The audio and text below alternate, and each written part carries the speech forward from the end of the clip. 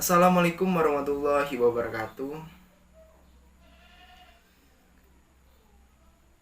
Baiklah, di sini saya akan mempresentasikan materi yang berjudul gaya elektrostatika guna memenuhi tugas listrik magnet. Kami dari kelompok 9 yang beranggota Astuti, Ian Mariska Prastio, saya sendiri, dan Putri Mawarni Sapitri.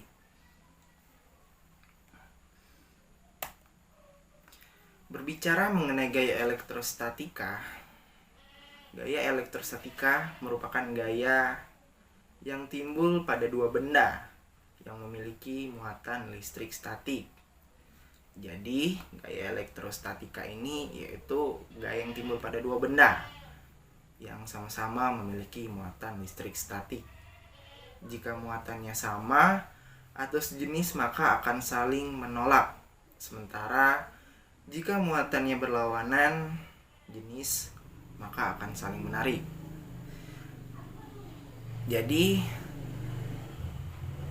misalnya ada dua jenis muatan, positif dan positif, di mana muatan tersebut akan saling tolak menolak karena muatan tersebut sama jenis. Sebaliknya, jika muatan tersebut positif dan negatif, maka benda tersebut akan saling tarik menarik.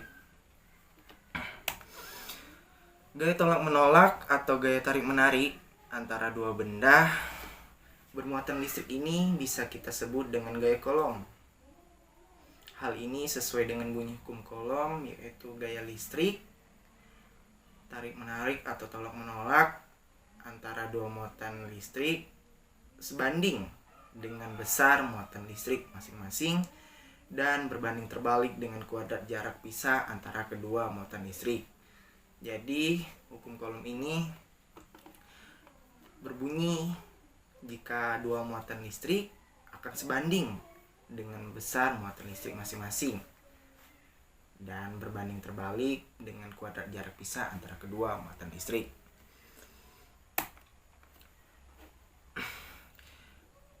Maka kita akan mengetahui rumus hukum Coulomb, yaitu F sama dengan K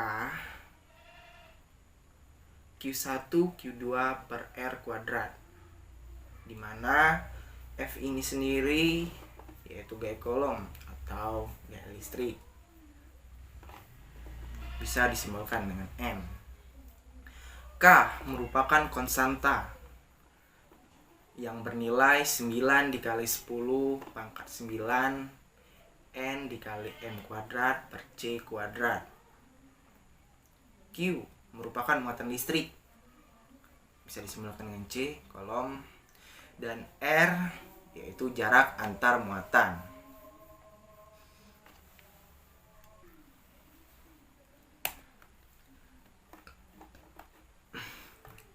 Baiklah, di sini ada contoh soal, yaitu dua buah titik A dan B berjarak 3 meter. Masing-masing bermuatan listrik 4 dikali 10 min 4 C dan min 1 dikali 10 pangkat min 4 C. Titik C terletak di antara A dan B, berjarak 2 meter dari A dan bermuatan listrik 3 dikali 10 pangkat min 5 C. Hitung besar gaya elektrostatis pada muatan di C.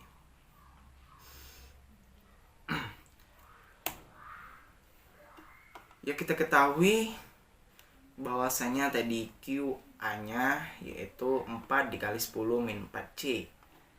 QB-nya min 1 dikali 10 min 4C. QC-nya yaitu 3 dikali 10 pangkat min 5C.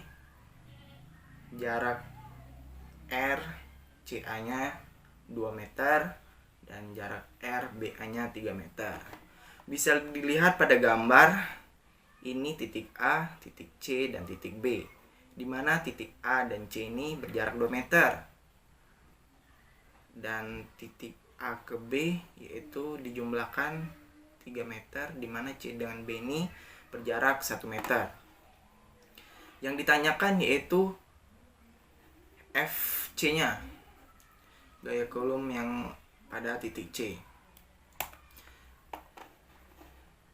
Muatan QC ditolak dengan QA ke kanan karena kedua muatan sejenis, tetapi ditarik ke kanan oleh muatan QB karena berlawanan jenis. Jadi, gaya elektrostatis FC adalah FC sama dengan FCA ditambah FCB. Kita turunkan, FC sama dengan K buka kurung QC dikali QA per RCA kuadrat ditambah QC dikali QB per RCB kuadrat. Kita ketahui bahwasanya nilai K ini yaitu 9 dikali 10 pangkat 9. Dan kita masukkan QC-nya 3 dikali 10 pangkat min 5. Dan QA-nya 4 dikali 10 pangkat min 4 per jarak R, CA-nya 2 kuadrat.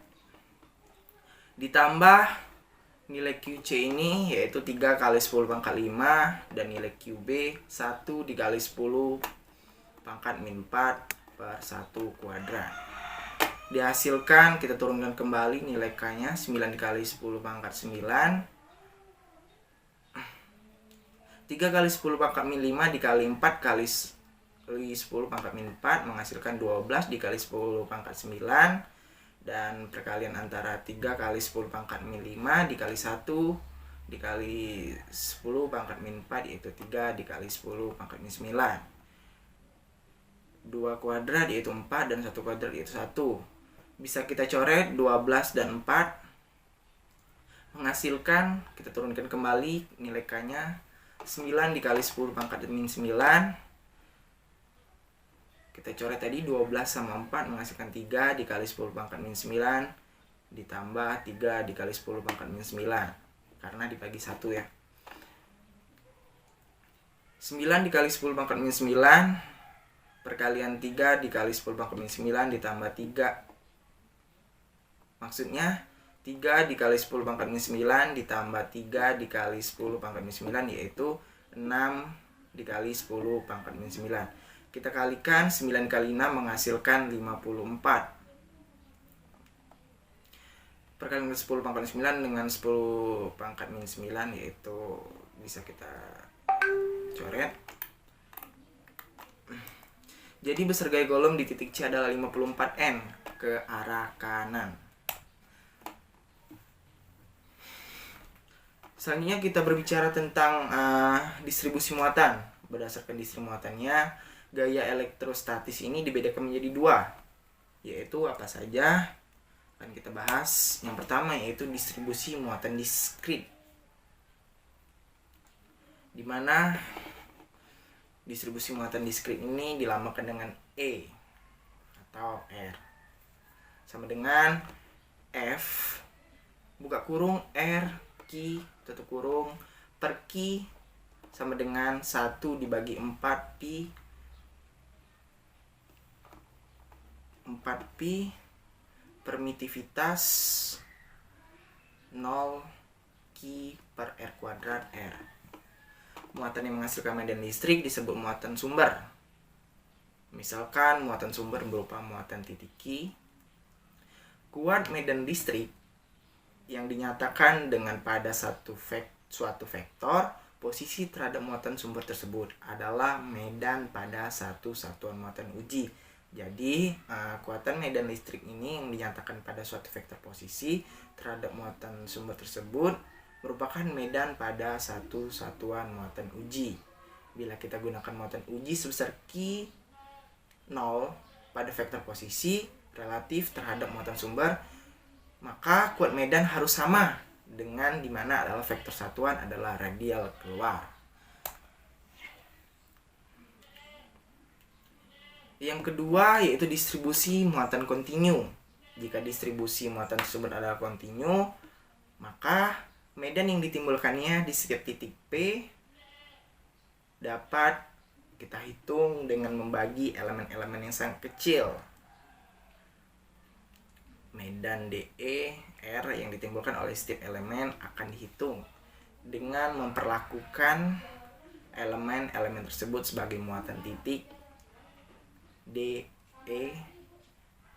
diberikan oleh DER sama dengan 1/4pi ruang hampa atau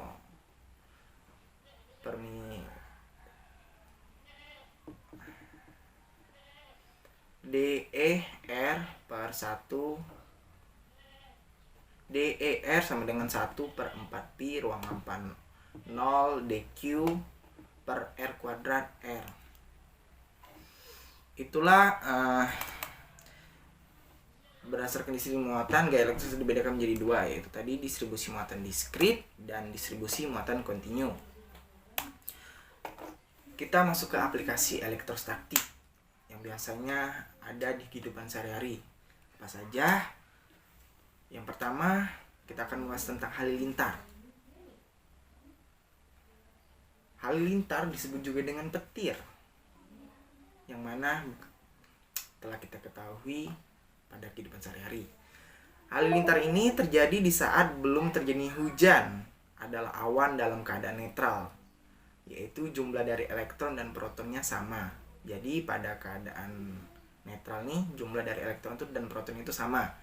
Nah, di saat hujan turun, terjadilah tuh pergesekan di antara partikel di awan dengan udara yang menyebabkan dihasilkannya awan bermuatan listrik statis. Jadi sebelum hujan nih, keadaan awan tuh dalam keadaan netral dan jumlah elektron tuh protonnya sama. Nah, terus di saat hujan turun, adanya pergesekan di antara partikel di awan dengan udara yang menyebabkan dihasilkannya awan bermuatan listrik statis. Jadi awan tersebut bermuatan listrik statis. Kemudian di saat proses pelepasan dari muatan listrik dari awan dimulai, maka tuh akan menghasilkan bunga api listrik yang kita kenal dengan sebutan halilintar. Bisa kita lihat pada gambar. Ini awan dan ini petir. Ini muatannya, pengalir petir. Selanjutnya yang kedua yaitu generator Van de Graaff. Rambut akan berdiri karena generator Van de Graaff. Generator inilah contoh kedua penerapan listrik statis dalam kehidupan sehari-hari, karena merupakan alat yang digunakan untuk menghasilkan listrik statis. Jadi generator Van de Graaff ini merupakan alat nih yang digunakan untuk menghasilkan listrik statis. Cara kerjanya adalah dengan metode gesekan, yaitu gosokan antara silinder bagian bawah dengan sabuk karet yang menjadikan adanya muatan listrik negatif di sabuk karetnya. Bisa lihat kita di gambar. Ini ada jarum, ada selubung, ada gumpalan, ada bola, ada jarum ini dan sabuk operatornya. Ini akan terjadinya gesekan sehingga menghasilkan muatan listrik. Yang ketiga, kita akan membahas tentang silinder polietilen. Di bagian lain, gesekan di antara silinder polietilen bagian atas dan sabuk karet akan menimbulkan muatan listrik positif di sabuk karet lainnya tersebut. Jadi, ketika adanya gesekan di antara silinder polietilen bagian atas dan sabuk karet, maka akan menghasilkan atau menimbulkan muatan listrik positif di sabuk karet lainnya tersebut. Kemudian gerakan dari sabuk karet menuju atas akan membawa muatan negatif yang dihasilkan mengalir melalui bagian ujung yang lancip di bagian atas ke kubah.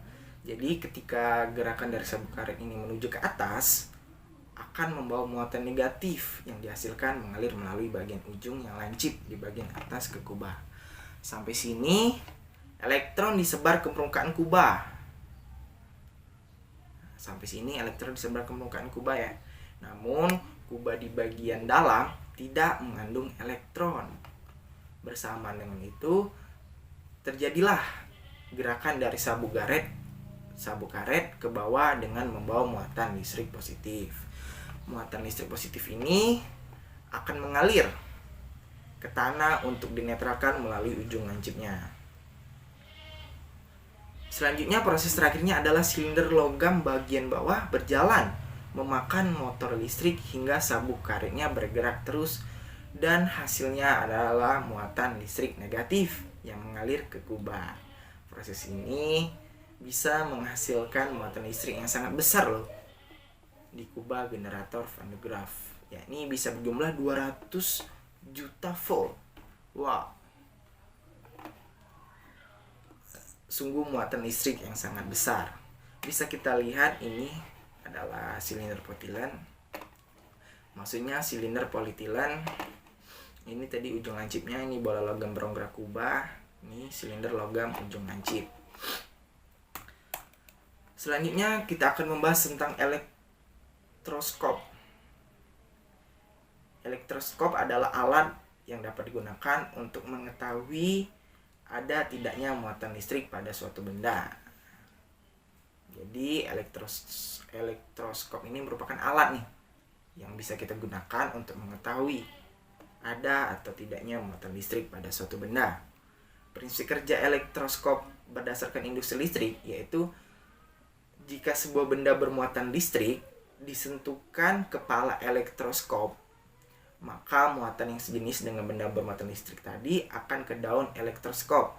Akibatnya, kedua daun elektroskop akan bermuatan sejenis sehingga tolak menolak.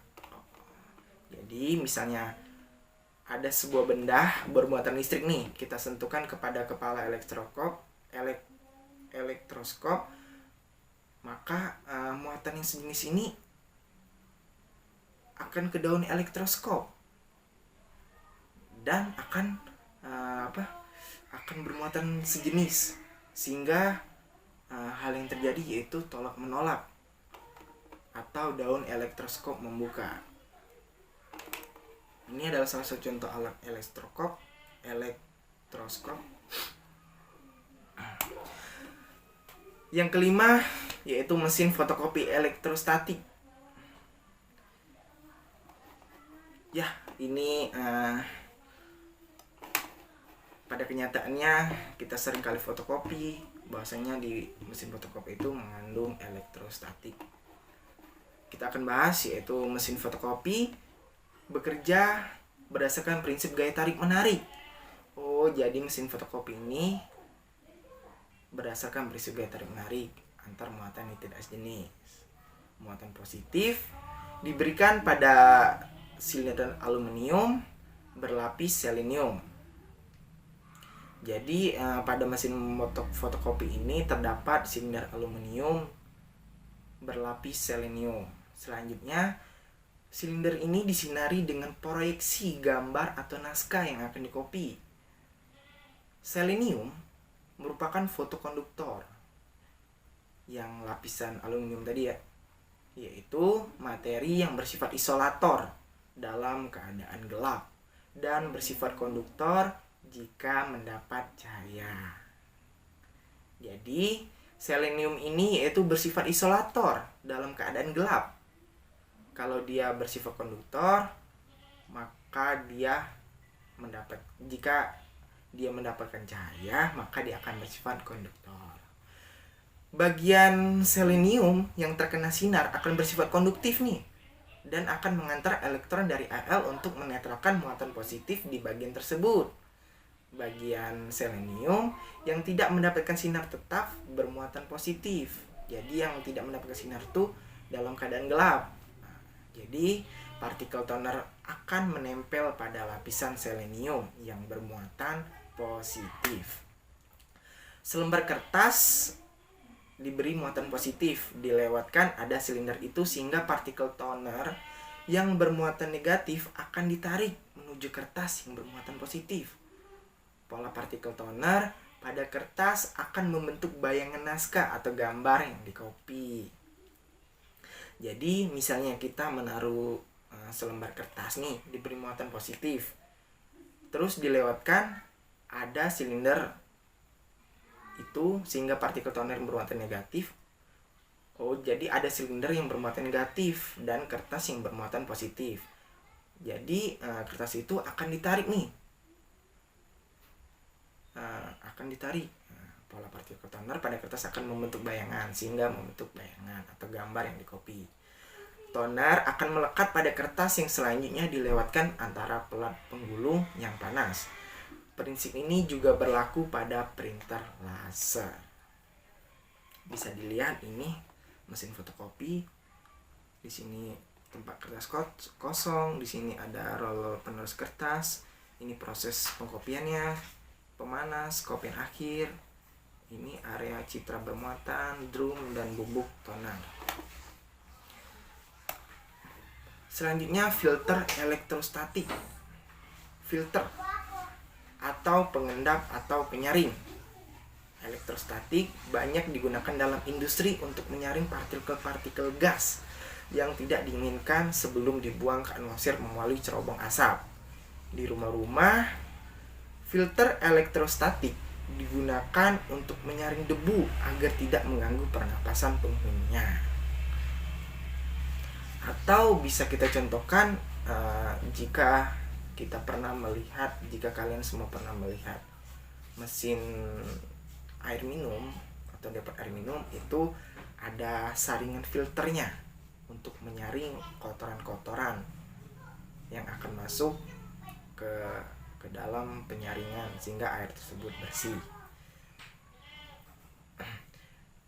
Berbicara tentang yang di rumah-rumah tadi, gas yang akan disaring dimasukkan ke dalam tabung dengan peralatan yang dapat mengionisasi partikel gas. Jadi partikel yang bermuatan akan menempel pada dinding tabung yang bermuatan berlawanan dengannya. Selanjutnya yang ketujuh yaitu elektrokardiograf. Setiap kali jantung manusia berdetak, terjadi perubahan potensial listrik pada permukaannya.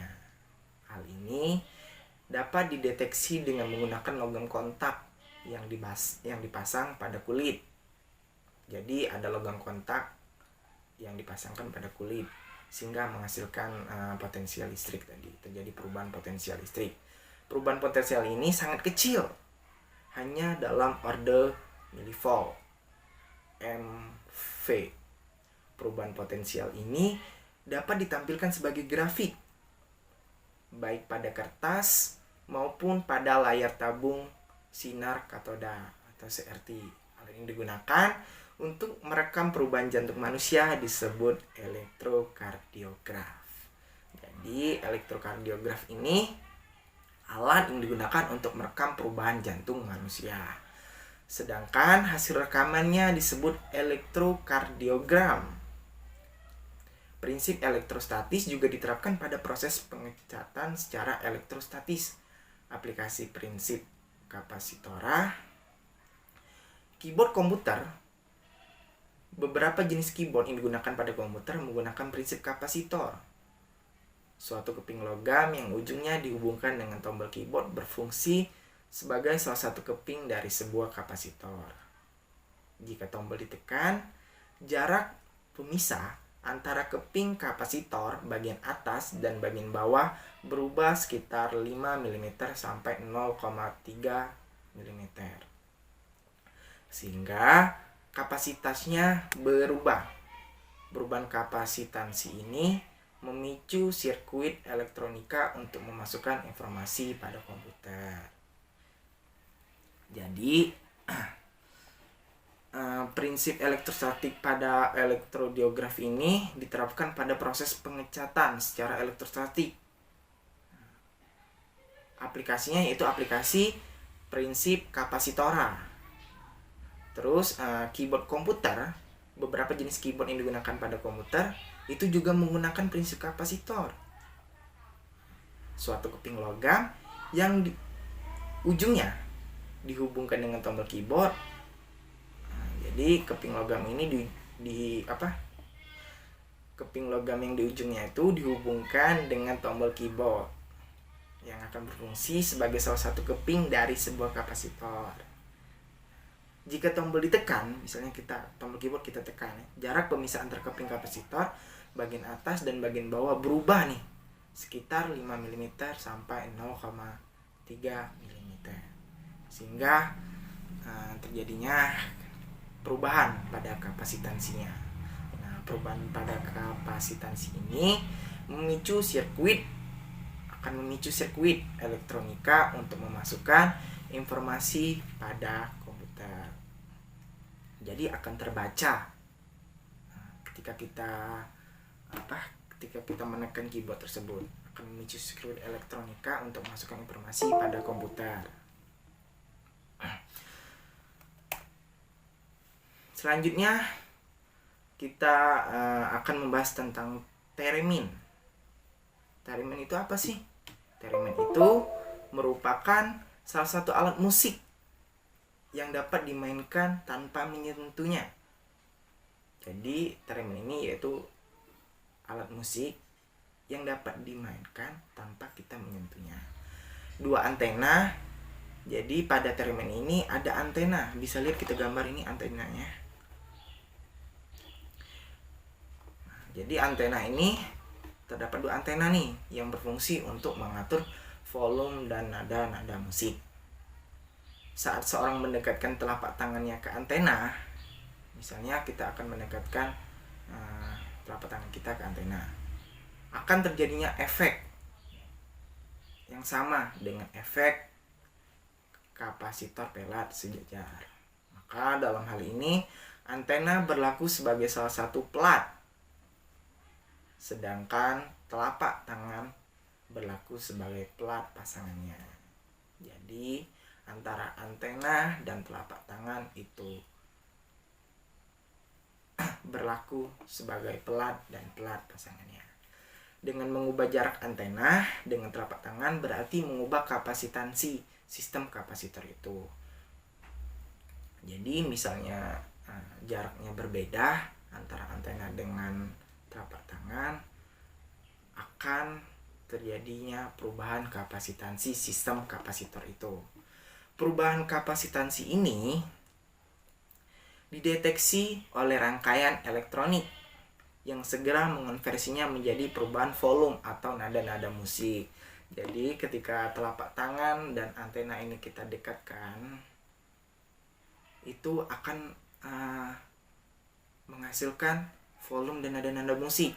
Jika adanya perubahan jarak, maka itu akan mengonversi menjadi perubahan volume atau nada-nada musik. Prinsip kapasitor juga diaplikasikan pada defibrator dan perangkat pencahayaan dalam kamera foto. Jadi prinsip kapasitor ini juga diaplikasikan pada defibrator dan perangkat pencahayaan dalam kamera foto. Baiklah, mungkin itu saja pembahasan mengenai materi gaya elektrostatika. Jadi